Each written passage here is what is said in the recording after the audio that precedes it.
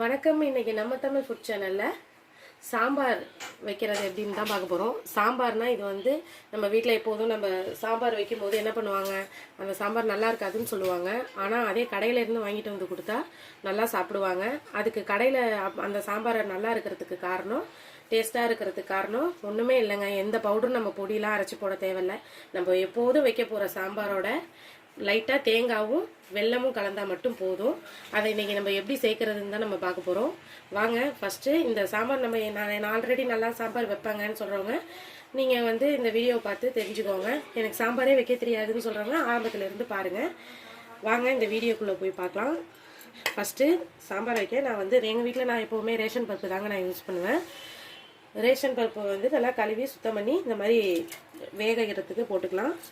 நான் வந்து ஒரு 100 கிராமுக்கு கம்மியாக தான் இப்போ இன்றைக்கி சாம்பார் பருப்பு எடுத்துருக்கேன். அதில் வந்து ஒரு 3 மீடியம் சைஸ் பெரிய வெங்காயம் கட் பண்ணி போட்டிருக்கேன். 3 தக்காளி போட்டிருக்கோம். கொஞ்சோண்டு பூண்டு ஒரு 5 பல் போட்டுக்கோங்க.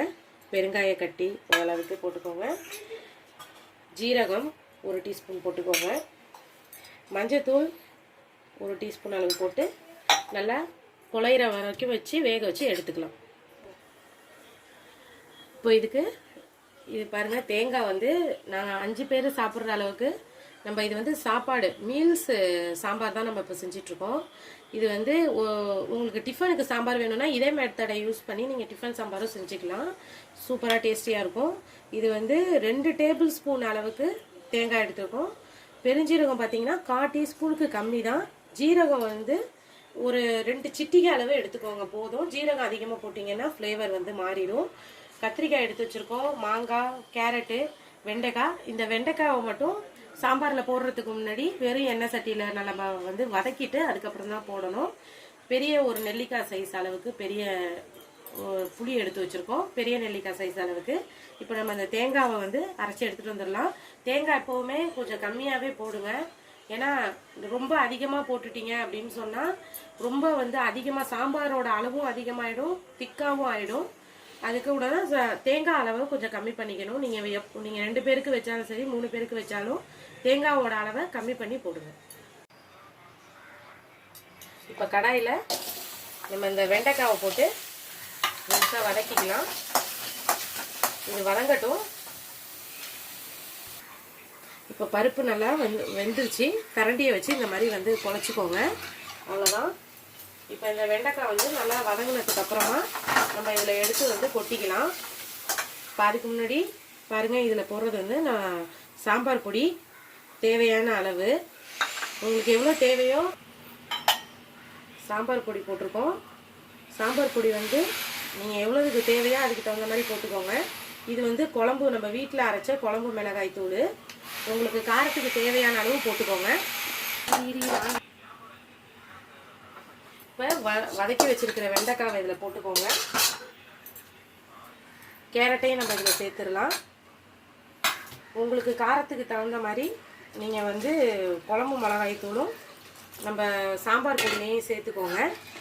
சேர்த்து கரெக்டான அளவில் வந்து போட்டு நல்லா வச்சுக்கோங்க. ஏன்னா வந்து 2த்தையும் நம்ம சேர்த்து போடும்போது காரம் ஜாஸ்தி ஆகிடும்.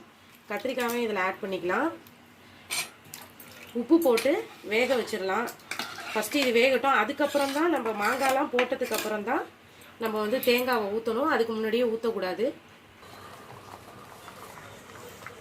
ஓகே. இப்போ சாம்பார் நல்லா கொதிச்சிட்ருக்கு. இந்த ஸ்டேஜில் நம்ம வந்து மாங்காய் போட்டுருவோம். இது வந்து ஒட்டு மாங்காய், சீக்கிரமாகவே வெந்துடும். அதனால் கொலைய விடாமல் வச்சுக்கணுன்னா நம்ம உடனே வந்து இந்த புளி தண்ணியையும் ஊற்றிடலாம். அதுக்கப்புறம் தேங்காய் அரைச்சி வச்சோம் இல்லையா, அதையும் ஊற்றிடுங்க.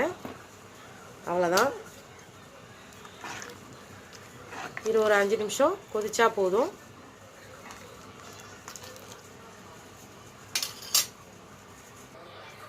உப்பு தேவையான அளவு போட்டுக்கோங்க. அவ்வளோதான். சாம்பார் நல்லா கொதிச்சிருச்சு. இந்த நேரத்தில் கொத்தமல்லி தலையை தூவி இறக்கிடலாம். இதுக்கு கடுகும் கருவேப்பிலையும் போட்டு தாளிச்சாலே போதும். அதுக்கப்புறம் வெல்லம் இதை போட்டு மூடி வச்சுருங்க. அவ்வளோதான். அது ஆட்டோமேட்டிக்காக கரைஞ்சிரும். இப்போ நம்ம வந்து தாளிச்சாச்சு. தாளித்து இதில் கொட்டியாச்சு. இப்போ நீங்கள் போட்ட வெல்லம் ஆட்டோமேட்டிக்காகவே கரைஞ்சிரும். இல்லைன்னா ஒரு 2 நிமிஷம் சிம்மில் வச்சுட்டு இது பண்ணிவிடுங்க. அவ்வளோதான்.